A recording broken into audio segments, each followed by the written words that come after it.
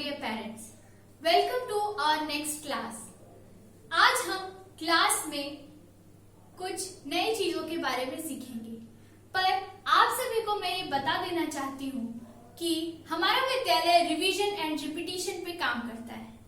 Greeting के जो भी वर्ड्स थे, good morning, good afternoon, good evening, ये सारे वर्ड्स आपको ऐसे ही रिवीजन करने हैं।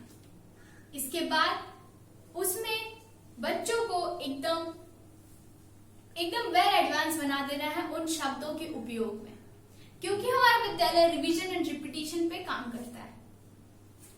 आइए तो बिना किसी देरी के हम शुरू करते हैं आज की हमारी class. Topic of the day first है ग्रीटिंग। ग्रीटिंग के बारे में जैसे मैंने आपको बताया, good morning, good evening, good afternoon, good night, hello, hi, इन्हीं शब्दों को बच्चों को अच्छी तरह प्रयास कराते रहना है। हमारा अगला टॉपिक है ऑब्जेक्ट आइडेंटिफिकेशन। इसमें हम वेरिएशंस ऐसे ला सकते हैं कि मान लीजिए आपने पहले वाले सेशन में बच्चों को बेडरूम और किचन के ऑब्जेक्ट्स के बारे में बताया होगा। आज हम उन्हें बाथरूम और उनके प्लेइंग रूम, ड्राइंग रूम, मतलब चीजों को आपको बदल के उनके ऑब्जेक्ट्स को आइडेंटिफाई कराना है। आगे बढ़ते हैं। हमारी आज की जो राइटिंग के लिए एक्टिविटी है, राइटिंग की एक्टिविटी में हमने बच्चों को कुछ इस तरीके से पेपर ट्विस्टिंग करना सिखाया था। Straight line, slanting line and sleeping line, ये हमने करा दी थी। आज हम बच्चों को कर्व और जिगजैग बनाना सिखाएंगे। कर्व और जिगजैग से मेरा तात्पर्य यह है कि जैसे कि बच्चे ने पेपर फोल्ड करके रखा है, आपको बस कुछ नहीं करना है, उसे थोड़ा और फोल्ड करके उसे कर्व का रूप दे देना है। कुछ इस तरीके से बच्चा कर्व बनाने लग जाएगा। ये आप सभी देख रहे होंगे, ये कर्व।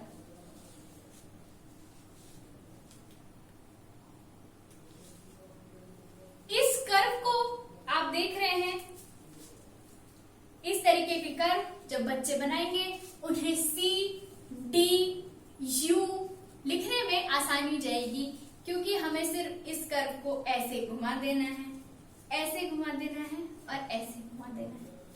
आप समझ गए होंगे कि ये पेपर ट्विस्टिंग एक्टिविटी कितनी इंपॉर्टेंट है। इसके बाद मैंने एक जो पेपर लिया है, अब मैं इससे आपको जिगजैग बनाना सिखाऊंगी। कोशिश कीजिए ये सारी एक्टिविटी बच्चे स्वयं से करें, क्योंकि जब बच्चा कोई चीज बनाने लगेगा उसे वैसे भी उस चीज का आइडिया हो जाएगा। इस एक्टिविटी में हमें बच्चे को जिगजैग लाइंस के बारे में बताना है। जिगजैग लाइंस क्यों उपयोगी है? क्योंकि जब बच्चा Z बनाएगा तो उसे जिगजैग लाइंस का ही यूज करना है। ये देखिए, कुछ इस तरीके से जिगजैग लाइंस फॉर्म हो जाएंगी। ये आप देख सकते हैं, ये एक जिगजैग लाइन है। ये थी हमारी कुछ पेपर ट्विस्टिंग एक्टिविटीज, जो कि बच्चे को आगे चलकर राइटिंग एक्टिविटी के रूप में बहुत ही हेल्पफुल हो सकती है। आइए हम अपनी अगली एक्टिविटी पे चलते हैं। ये एक्टिविटी बहुत ही फन लविंग एक्टिविटी है। आज की हमारी एक्टिविटी है पजल सॉल्विंग। आपको याद होगा, पुरानी एक्टिविटी में हमने बिल्डिंग ब्लॉक्स की एक्टिविटी की थी। आज हम बच्चे के मेंटल एबिलिटी और प्रॉब्लम सॉल्विंग स्किल को बढ़ाने के लिए एक पजल सॉल्विंग एक्टिविटी लेकर आए हैं। अब आप सभी के मन में आ रहा होगा कि स्कूल में तो बहुत सारे ऐसे ऑब्जेक्ट्स होते हैं जिनसे हम पजल करा सकते हैं, पर यहाँ पे हम आपको इसका एक सरल उपाय बताएंगे। आपको एक न्यूज़पेपर या एक कोई भी पेपर आपको 4 टुकड़ों में बांटना है।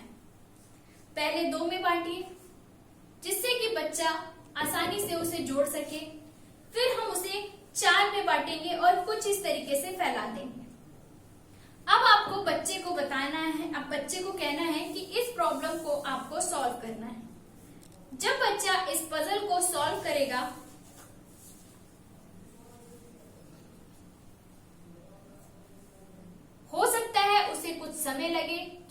उसकी मेंटल एबिलिटी अभी बढ़ाई जा रही है, अभी वो प्रोग्रेस में है।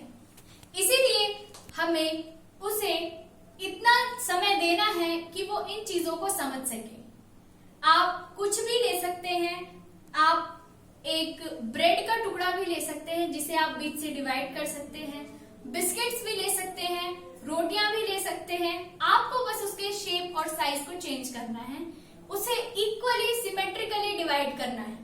सिमेट्रिकली का मतलब यह है कि आपको इस तरीके के प्रॉपर 4 टुकड़ों में ही उसे डिवाइड करना है। जब बच्चा धीरे धीरे इन 4 टुकड़ों को बनाना सीख जाएगा, फिर हमें उसका स्तर बढ़ा देना है। और स्तर के बारे में आप सभी जानते होंगे कि पजल सॉल्विंग स्तर कितना हाई लेवल का हो सकता है। ये 8x8, 6x6, 18x18 और मोर बहुत सारे और भी टाइप के हो सकते हैं। इस एक्टिविटी से बच्चे में प्रॉब्लम सॉल्विंग स्किल डेवलप होगी, जो कि मैथ्स के लिए बहुत इंपॉर्टेंट है। चलिए अब हम आज आपकी अगली एक्टिविटी एक्शन वर्ड्स के बारे में जानते हैं। एक्शन वर्ड्स के लिए आपको कल हमने बच्चों को इसे आइडेंटिफाई कराना बताया था, इन एक्शन वर्ड्स को सिर्फ सिखाया था।